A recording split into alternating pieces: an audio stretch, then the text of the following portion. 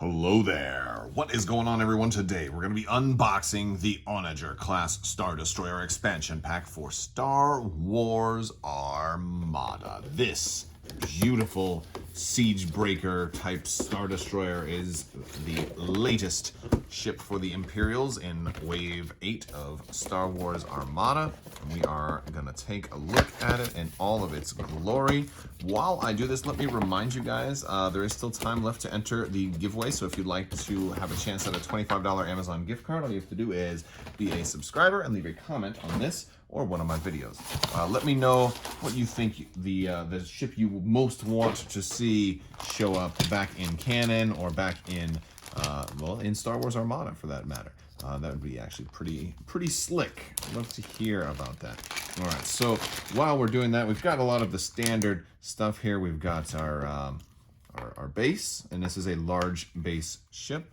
We'll put that there. We've got our cardboard here. We'll have all of that. We've got our rules insert here, and we've got the ship. So I'm going to do the ship first, and then we'll look at everything else after that. Oh, and this is, of course, taped on, so let me go ahead and cut that off. And I'm really excited to have Wave 8 finally here. It seems like it takes forever for new waves of Armada to come out. And that's kind of a, I guess, a good thing for those of us who don't really have the ability to just keep buying, 50, 60 ships over and over and over again every couple of months. So, it allows you to kind of stay current as well. And here it is, everybody. This thing is really pretty. It is something else. So we've got a lot of standard Imperial gray here with a lot of darker gray tiles kind of greebled in there. And of course we have this really cool hammerhead look to it, which I feel like a lot of the Imperial ships lately have been able to be substituted for weapons or something. Like this feels like the hilt of a sword, and I feel like the Super Star Destroyer. I'm gonna have to see if I can combine this with a Super Star Destroyer to make a true short sword, because a lot of people will wield the Super Star Destroyer like a sword, but this one really does feel like it's a lightsaber getting ready to ignite, and that's fitting too, because you do have this interior section right there, which is very cool. All right, so let's take a look at the inside here. Can we get in there? Well, how about the rear? We got 5 engines in the rear. And this is, again, a large base ship. I want to compare its size to the Imperial Star Destroyer, which is kind of like the standard size description. And as you can see, it's not quite as big as the ISD, but it is definitely wider up front. So that's kind of like an overhead. There we go. But yeah, there they are, like kind of side by side. It's definitely in that ballpark. Not as big as the ISD, but in that ballpark. Let me put it on here for now. There you go. It does take up it fits very well on the large base. Kind of about the same as how a lot of the Rebel large ships aren't as big as the ISD, but they still fit well on that large base. Let's go ahead and take a look at everything else that comes in this pack. So the first thing I want to show you guys is the rules insert, because I know a lot of people are very curious about this. So I figured I would kind of let you guys take a good look at that. So hopefully that is all readable right here.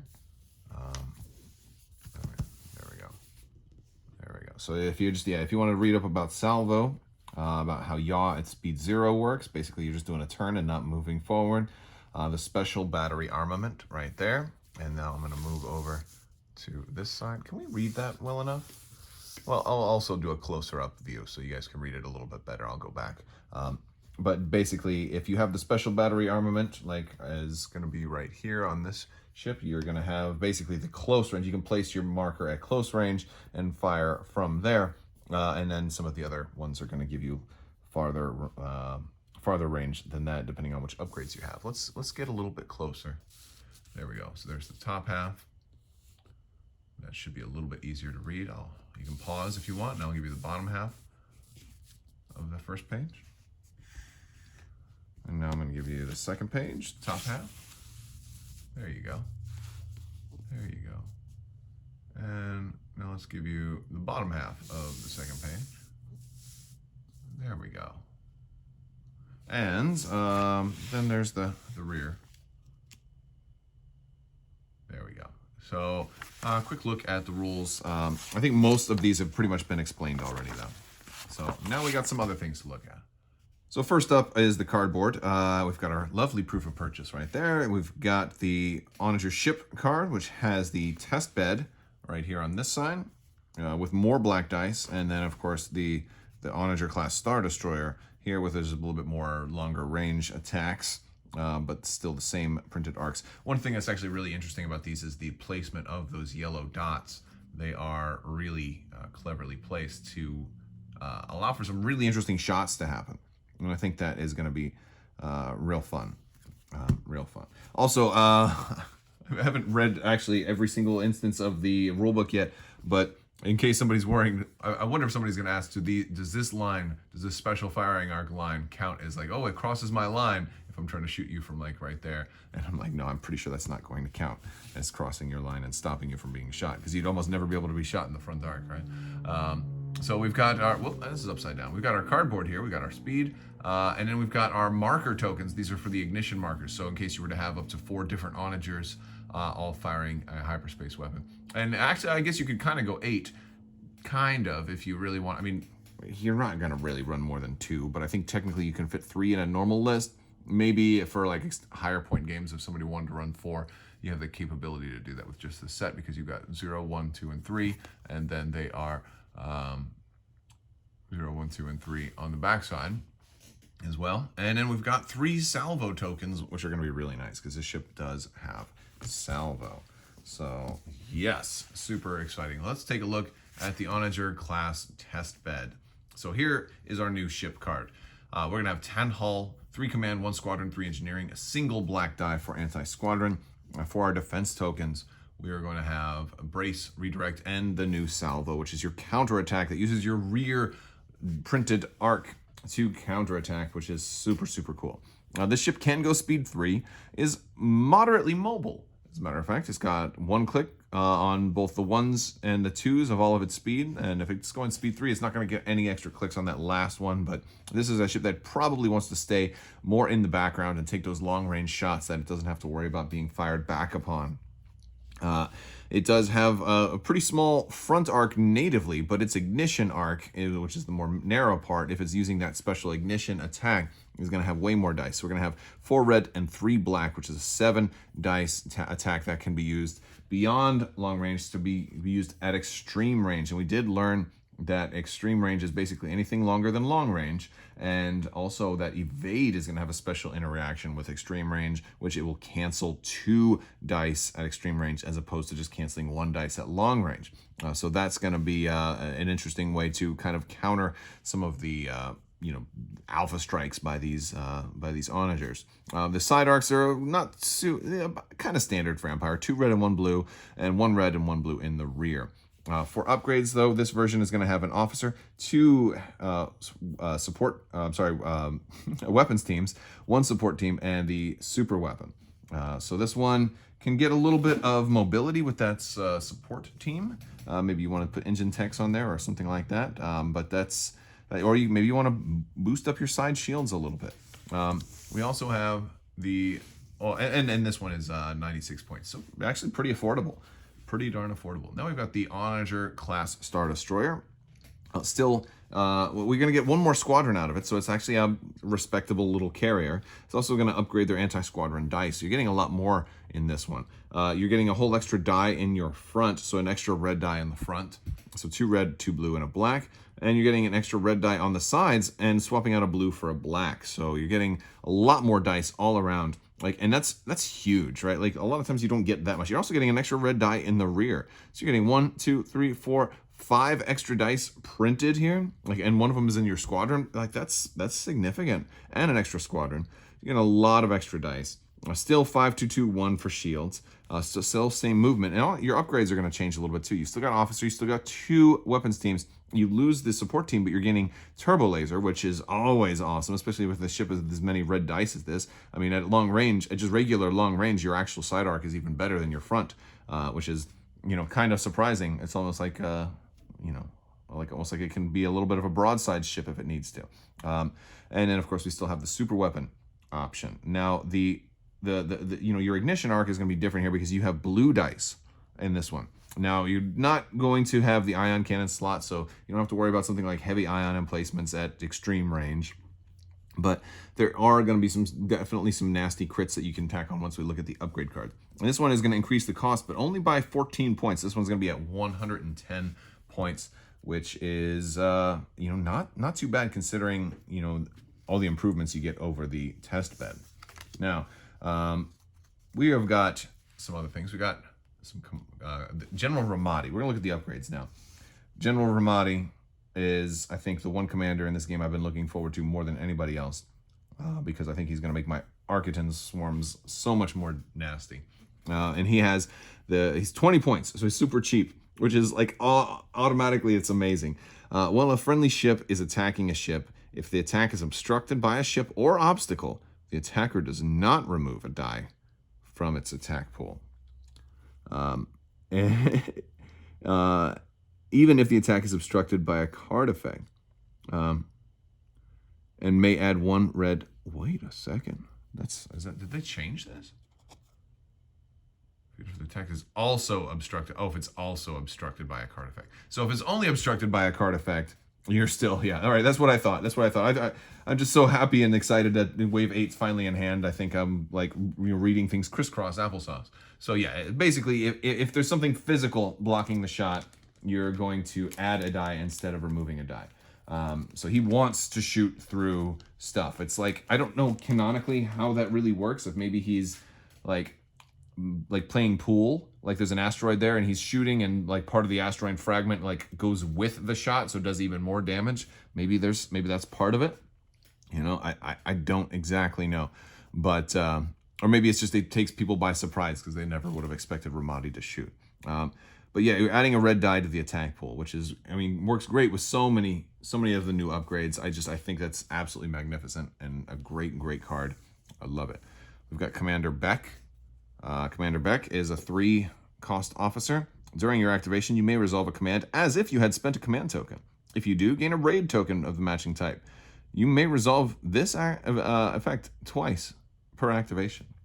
So you don't actually have to exhaust her to do that. It just gives you twice, which is really good. Like when you need, in a pinch, if you really need that, especially like really great for turn 6, by the way. I'm just pointing out, really great for turn 6. I think some, popular Garm players like maybe Schmitty out there might be looking at her and saying, hey, I like tokens. I'm used to using tokens.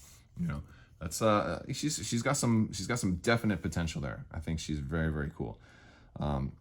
But it is during your activation though, so you're not necessarily going to be able to do quite as many shenanigans with feeding fleet commands and stuff. Now we've got Riva Demesne. Riva Demesne, 4-point officer. After you are declared as the target of an attack, if the defending hull zone has at least 1 shield remaining, you may exhaust this card to ready a defense token. So this is good on. I feel like this would be good on a superstar destroyer, especially for they're only going to be attacking 1 ship each turn. So just come on, I'll keep bracing. I'll keep on bracing. I'll brace for days. Now, Gunnery Chief Varnillion is one of the coolest new cards that we've seen show up. She has just a really great ability. And at 6 points, she says, after you deploy, place 1 red die set to a blank face on this card.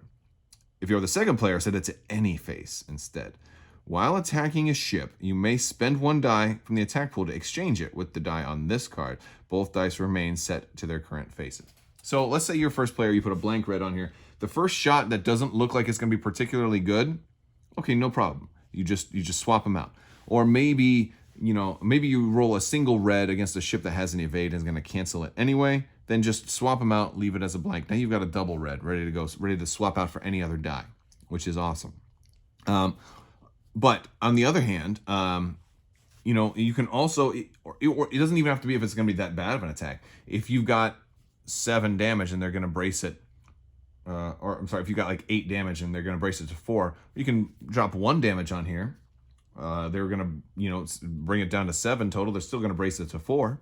All right. It's going to be like the same thing. So like there's a lot of options here. And then you have her loaded at that point, ready to go for something else. She can also stockpile crits for when you absolutely need them.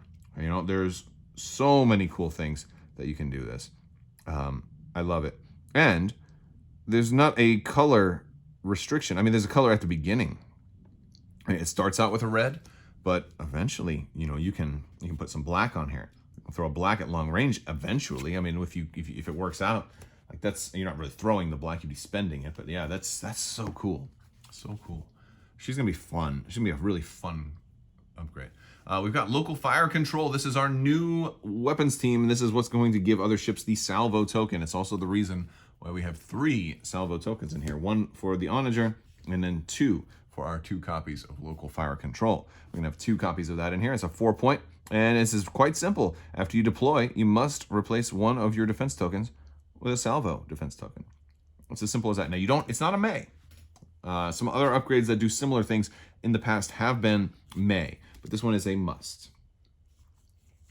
We've got Flag Bridge. This is your flagship only, medium or large ship, flagship only, and it counts as a modification. So it's using up a lot of criteria there. It's offensive retrofit, but it costs 0, and it's just going to give you the fleet command, and it's going to give you the ability to put a fleet command on there and make it a one-shot. You're only going to be able to do it one time. It's a cool option to have. I like that it's a free upgrade. I could see probably putting this on your flagship even if you weren't going to put a fleet upgrade. No, maybe not, because it's going to use up your modification slot and also your offensive retrofit. I could see doing it as a joke if you weren't going to use any of those anyway, but that's probably unlikely. But yeah, very cool card. If you need to, intensify firepower, just 1 key round, right? We get 2 copies of Heavy Fire Zone. And Heavy Fire Zone is a nice upgrade. Turbo laser slot for cost, and this is gonna, when attacking a squadron, before you gather dice, if the defender's not engaged with a friendly squadron, you may replace all of the blue dice in your anti-squadron armament with red dice in the armament specifically. So we're gonna have to see if FAQ tries to change that, but it basically looks like this will allow ships with blue dice to be able to attack at long range, turning them into red dice. We'll have to see how they rule on that, though, but that's the way it looks to me. We've got another copy of All Fighters Follow Me. We have Orbital Bombardment. Now we're getting into the super weapons. Now, this one is going to give you the keyword Ignition Long. Now, keep in mind, you already have keyword Ignition Close. So you already have close range for Ignition, but this is going to allow you to, this is going to be the longest attack that you can possibly make. All right, this is firing at basically range, up to range 10, kind of, if you were to put 2 tools kind of together at that point, or just about. Ignition Red, it also has the red crit. Each other ship at distance 1 of the defender suffers 2 damage, and each other squadron at distance 1 of the defender suffers 1 damage. So if your opponent's forces are clustered together and you're able to get a red crit on them at extreme long range, like, that's just insane. We also have the super heavy composite beam turbo lasers. And this one gives you ignition medium, which is still pretty far, but I think this one's crit is like maybe the better crit, because that's giving you the 7 cost attack. It's giving you the red crit of the defender, suffers 1 damage, and this occurs once for each red or blue crit icon in the pool. Absolutely nasty. Very, very nasty. Now we have Cataclysm here. Cataclysm's nasty. At the start of the ship phase, you may spend a concentrate fire token to place your targeting token within your special firing arc, within the range specified by one of your ignition keywords.